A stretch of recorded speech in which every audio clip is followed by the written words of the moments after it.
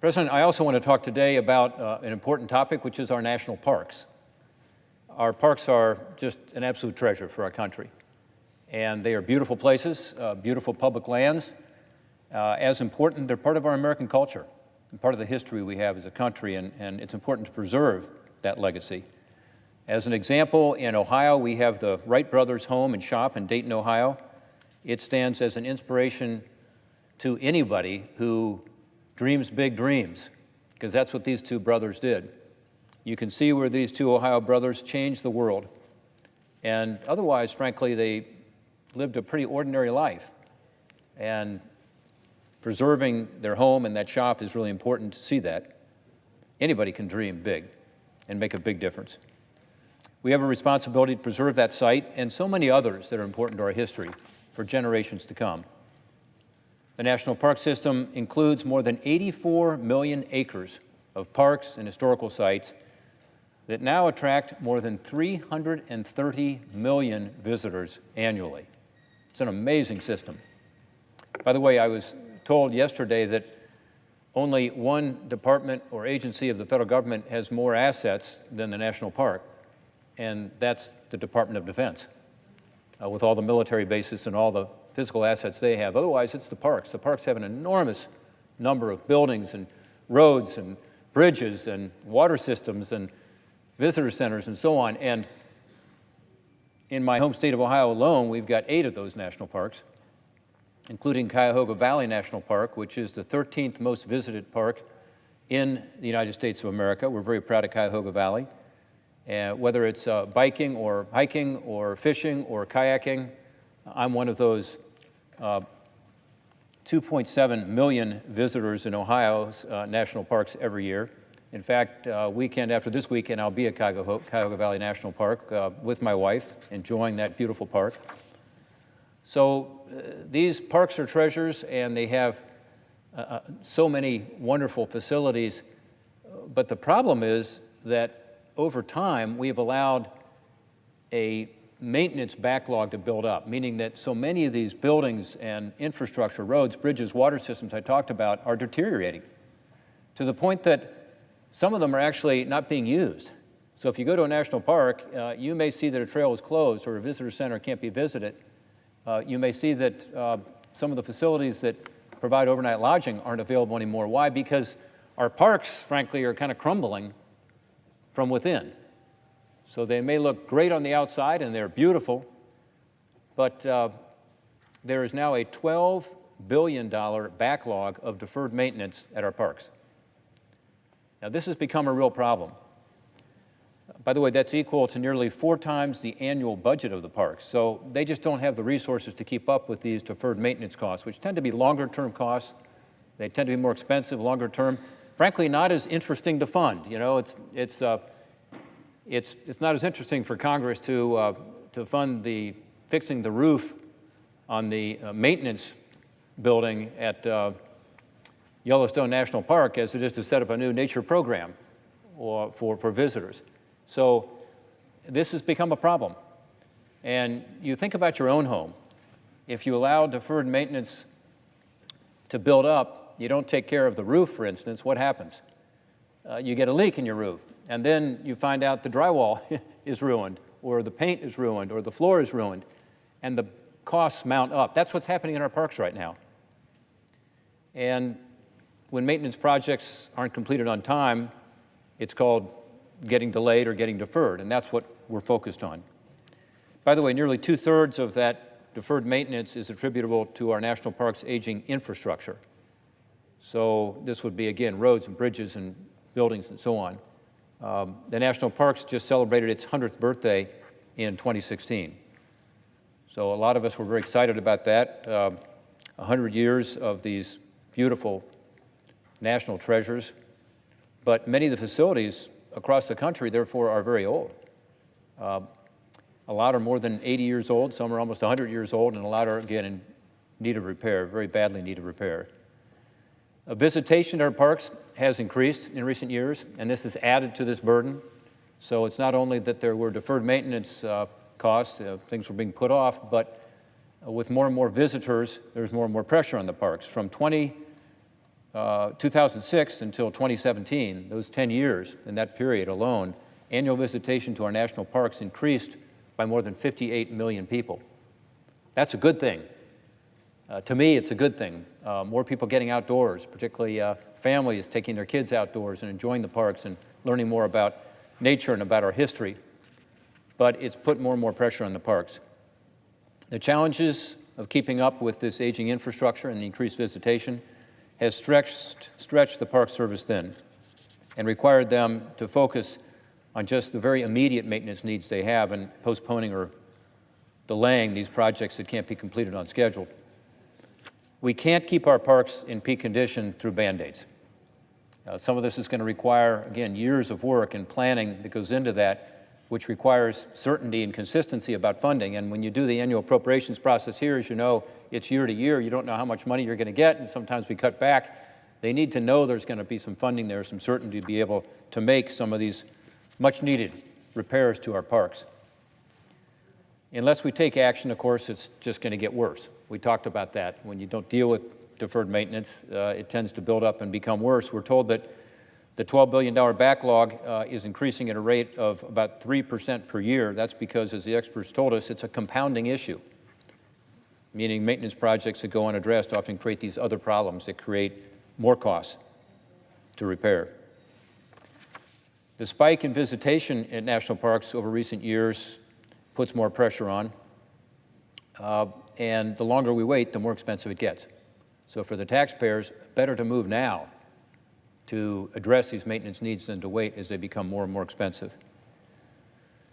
When roads, bridges, parking lots, pathways decay,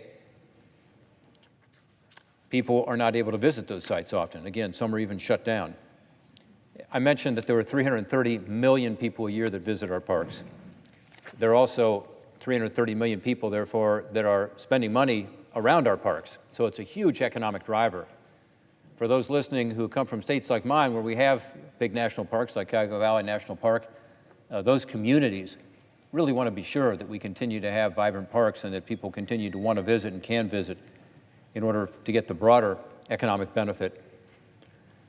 This is important all over the country. In my state of Ohio, where we don't have, the big parks like Yellowstone or Yosemite, but we have some great parks. In my state of Ohio alone, there's more than $100 million of overdue maintenance. For Cuyahoga Valley National Park, for example, there's more than $45 million of backlog. And completing these long overdue projects will make a huge difference for the visitor experience. The needed maintenance includes, at Cuyahoga Valley as an example, $875,000 for badly needed renovations for the Boston Store Welcome Center. I've been there, I've seen it, they need the help. $274,000 for renovations to a shelter, $6 million in renovations for roads, parking lots to ensure people have parking, water infrastructure improvements, which, water infrastructure, not maybe the sexiest project to support, but a really important one, really important, that we ensure that we have this infrastructure in place. It's the conservative thing to do. Helping our Park Service has long been a priority of mine, and dealing with this backlog as well. About 12 years ago, when I served as the director of the Office of Management and Budget in the George W. Bush administration, I launched in our budget something that President Bush and Mrs. Bush were strongly supportive of, which was a centennial initiative. Again, thinking the centennial was coming up in 2016, 10 years later, we wanted to put in place the idea to be able to use public-private partnerships to fund the parks. We were successful in getting some of that started, but frankly, the Congress did not pass the legislation to do it. But I continued that effort when I was here as a United States Senator, as co-chair of the Congressional Friends of the National Parks for its centennial. I authored a bill that we set up in 2006 that finally created this endowment fund to be able to take public-private partnerships. Part of it's in the park, part of it's with the National Park Foundation.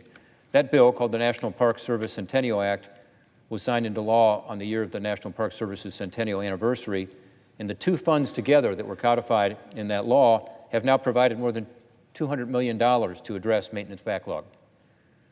By the way, more than $125 million of that has been private dollars, non-federal dollars. Again, the idea was to provide the federal match to encourage more people who love the parks to be able to contribute. We did better than the legislation required, which was a 1-to-1 match, $200 million total, 125 of which comes from non-federal sources. And that funding helps, and I'm proud of that. But frankly, as I mentioned earlier, a $12 billion backlog, maintenance backlog, requires even more. And as soon as we're able to do that, we need to do it because the costs are just going up. I recently authored legislation with 3 of my colleagues, Senator Mark Warner, Lamar Alexander, Angus King, 2 Republicans, 1 Democrat, 1 Independent. It's called Restore Our Parks Act. The bill now has 8 additional co-sponsors, both Democrats and Republicans, and I'm hopeful that many more of my colleagues will join us as well. The legislation is the product of bipartisan agreement on consensus legislation that combines 2 similar bills that were already introduced. One was with Senator Warner and myself, one was Senator Alexander and Senator King. The Restore Our Parks Act is a common-sense solution to this $12 billion in long overdue projects and ensuring that we can do the maintenance to keep the parks up to speed. It creates a legacy restoration fund, which will get half of all the annual energy revenues over the next 5 years that are not otherwise allocated to be used for priority deferred maintenance projects. This is funding, this is royalties on offshore leases, let's say, and onshore energy projects. Some of this funding currently goes to the Land and Water Conservation Fund. It will continue to go there. This is funds that are otherwise unobligated. The bill caps deposits into the fund at $1.3 billion a year, which would provide a total of $6.5 billion for deferred maintenance projects at our parks over the next 5 years. So it's not the whole amount now, but it's historic. We've never had this much funding being put into the parks at this time, and it provides, again, that certainty to know it's going to be there year after year, and for this purpose only. About 2/3 of those funds will go toward buildings, utilities, visitor facilities, and about 1/3 will go toward transportation projects like roads and pathways. Through simply using funds that the government is already taking in from these on- and offshore energy development projects and not depositing them in the general treasury, we can cut our national parks' long overdue maintenance backlog in half. And this is exciting because about half of these projects, about $6 billion of the $12 billion, are what the Park Service calls urgent projects, urgent priorities. So we will at least be able to have the certainty to know the funding is going to be there for these larger projects that need to get done, and certainty that we'll never find through the annual appropriations process. We'll be able to get some of these bigger long-term maintenance projects done to be able to restore the beauty of our parks where needed. This legislation is broadly supported. Secretary of the Interior Ryan Zinke and the Trump administration support it. I want to thank Secretary Zinke personally because he has really committed himself to this issue. When he went through his nomination process, we talked about the maintenance issues at the parks, and like every good fiscal conservative, he said, you know, this needs to be addressed, and addressed now, otherwise this is getting worse and worse and worse. Instead of adding more to the parks, instead of giving the parks more responsibilities, let's be better stewards of what we have. And I agree with that philosophy. And I commend him for that, and I commend him for his support and his help to ensure that the administration supports it. Mick Mulvaney, the OMB director, has also been very helpful to ensure that we could use this funding source and they could be supportive of it. We also have support from so many outside groups. I can't name them all, but I want to mention the National Parks and Conservation Association. They've been terrific, as has Pew Charitable Trust. So many other groups, the Outdoor Industry Association, many more have endorsed it. Just yesterday, we had a hearing on this legislation in the Senate Energy and Natural Resources Subcommittee on Parks, chaired by Steve Daines from Montana, who is, by the way, one of the co-sponsors of this legislation. And again, Steve Daines is a guy with a personal passion for the parks, having grown up in the shadow of Yellowstone Park. We had experts, we had conservation groups, all voicing their support for this legislation at our hearing. The director of the Pew Charitable Trust said it well. She said, supporting this bipartisan bill is a wise investment for a national park system that has overwhelming support from the American public, generates hundreds of thousands of jobs and billions of dollars for the economy each year, and provides access to world-class recreation opportunities. It helps preserve our nation's history. Well said. Deb Yolanda, who's the CEO of the Conservancy for Cuyahoga Valley National Park, and also, by the way, president of the National Association of all the Friends groups for the parks, said, and I quote, supporters of our national parks across the country are thrilled with this bill. Addressing deferred maintenance will greatly improve the visitor experience and go a long way toward protecting important historic and natural resources in our parks. This bill makes sense. It'll help make our national parks even better for the hundreds of millions of visitors every year who take in their beauty and their history. I urge the Senate Committee on Energy and Natural Resources to approve this bill quickly, and I know Senator Murkowski is a strong supporter of our parks, and as chair of that committee, I know she will be supportive of moving forward. Same with Maria Cantwell, the ranking member. And then I hope the full Senate will vote on this legislation soon and vote on it now so that we can move forward quickly. We want to make the second 100 years of our national parks as magnificent and successful as the first 100 years has been. This bill is necessary to be able to do that, and I urge my colleagues to join me in supporting this legislation. Thank you, Mr. President. I yield back my time.